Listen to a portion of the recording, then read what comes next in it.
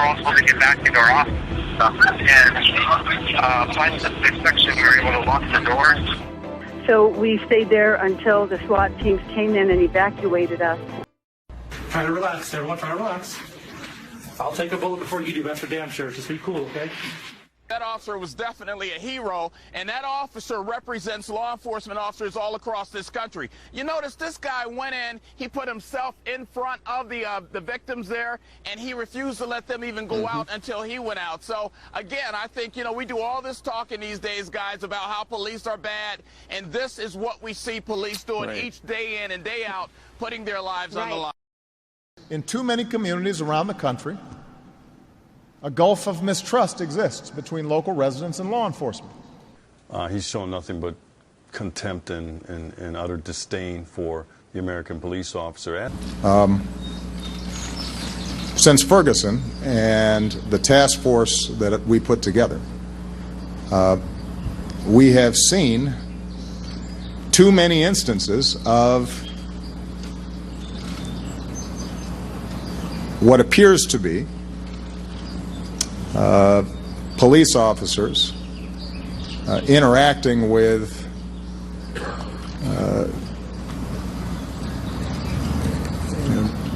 individuals, primarily African American, often poor, in ways that raise troubling questions. Judge, I am too pissed off tonight to be diplomatic about what's going on, and I'm not going to stick my head in the sand about it. I said last December that war had been declared on the American police officer, led by some high-profile people, one of them coming out of the White House, one coming out of the United States Department of Justice. House takes a disturbing turn. This from Minnesota. Watch.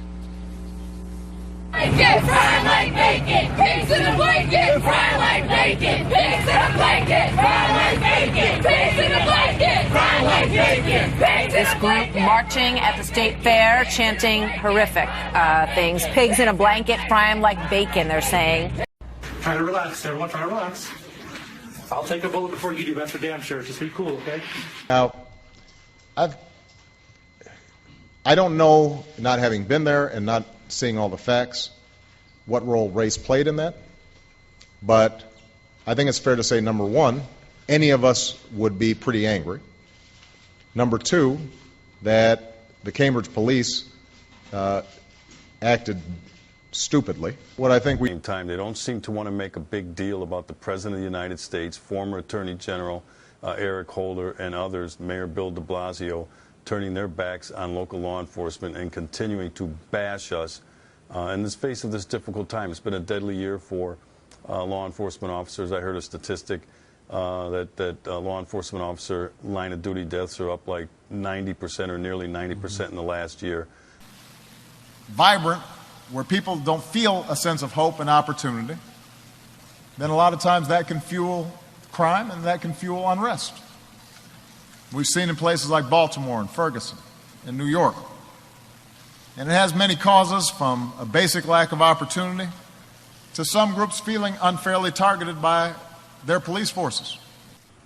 We've heard Black Lives Matter, all lives matter. Well, cops' lives matter too.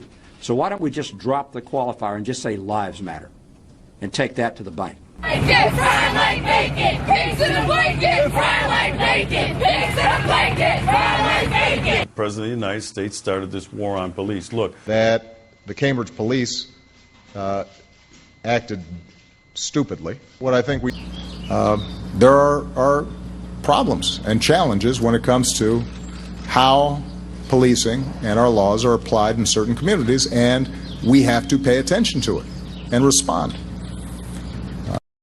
President Obama is scheduled to address the National Peace Officers Memorial Service this Friday as part of Police Week.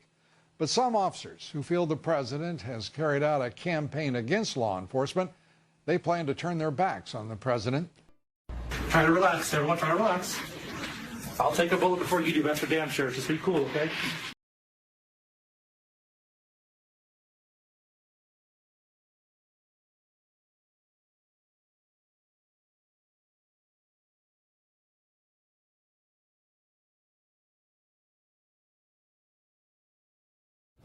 The armored Caterpillar, the type that's used by the bomb squad, has 2 police officers, it appears, standing behind a shield at the front of that vehicle.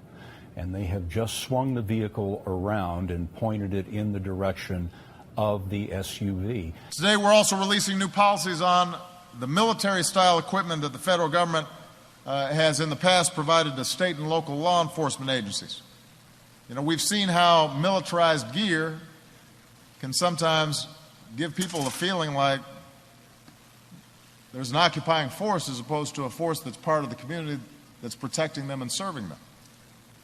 Can alienate and intimidate local residents and send the wrong message.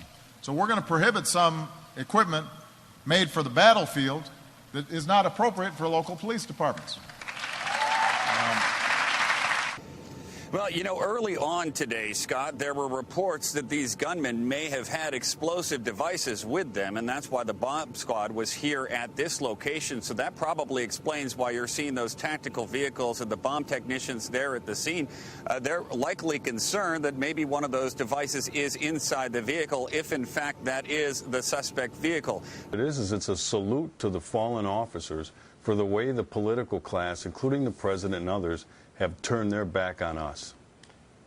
And now the police officers are slowly backing away. Do not know whether there's anyone in the vehicle or what all of this means, but there's been a great deal of violence at this location. No police officers wounded, we are told. Carter, 3 police armored vehicles surrounding the SUV that was believed to be the suspect vehicle. Try to relax, everyone. Try to relax. I'll take a bullet before you do. That's for damn sure. Just be cool, okay?